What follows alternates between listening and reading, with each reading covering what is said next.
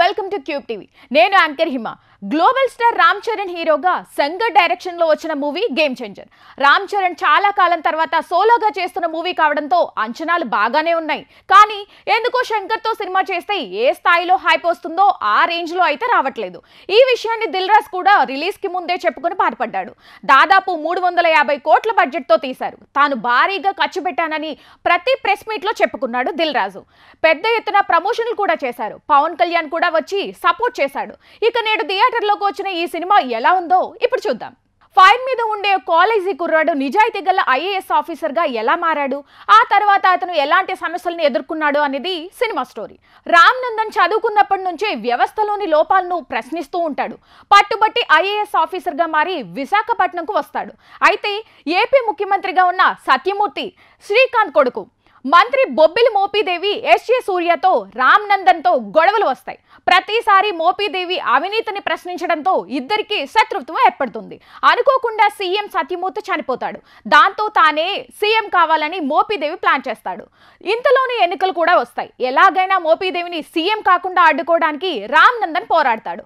అప్పుడే తన తండ్రి అప్పన్న గురించి అమ్మ గురించి తెలుసుకుంటాడు. వారి ఆశయాల కోసం పోరాడాలనుకుంటాడు. మరి మోపీదేవిని సీఎం కాకుండా రామ్ నందన్ ఎలా అడ్డుకున్నాడు? అతని జీవితంలోకి దీపిక అలియాస్ కియారా అద్వానీ ఎలా వచ్చింది? చివరికి ఏం జరిగింది అనేది మిగతా కథ. రామ్ చరణ్ ఇందులో 2 పాత్రల్లో కనిపించాడు.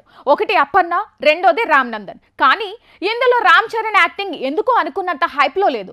సినిమా రిలీజ్ కు ముందే రామ్ చరణ్ యాక్టింగ్ అద్భుతం అన్నట్లు హైప్ ఇచ్చారు. కానీ ఆ స్థాయిలో అనిపించట్లేదు. చాలా సీన్లలో రామ్ చరణ్ ఏదో సాదా సీదా సినిమాలో కనిపించినట్టే అనిపిస్తాడు. పైగా అతని లుక్స్ కూడా శంకర్ సినిమా రేంజ్ లో లేవు. సాధారణంగా శంకర్ సినిమాలో హీరో లుక్స్ కు బాగా మార్కులు పడతాయి. కానీ ఇందులో రామ్ చరణ్ ఆ స్థాయిలో కనిపించలేదు. చివరకు అప్పన్న పాత్రలో కూడా అలాగే ఉన్నాడు. అప్పన్న పాత్రకు తగ్గ లుక్స్ ను మెయింటైన్ చేయలేదేమో అనిపిస్తుంది. భారీ మాస్ డైలాగులు కూడా లేవు. సినిమా రిలీజ్ అయిన తర్వాత కూడా చెప్పుకోదగ్గ మాస్ యాక్షన్ సీన్లు లేవనే అసంతృప్తి ప్రేక్షకుల్లో ఉండిపోతుంది. ఎస్జే సూర్య తన పాత్రకు తగ్గట్టు నటించాడు. శ్రీకాంత్, అంజలి, కియారా తమ పాత్రలకు తగ్గట్టు నటించారు. గేమ్ చేంజర్ మూవీ ఒక రొటీన్ పొలిటికల్ డ్రామా. గతంలో కూడా ఇలాంటి పొలిటికల్ డ్రామాలు చాలానే వచ్చాయి.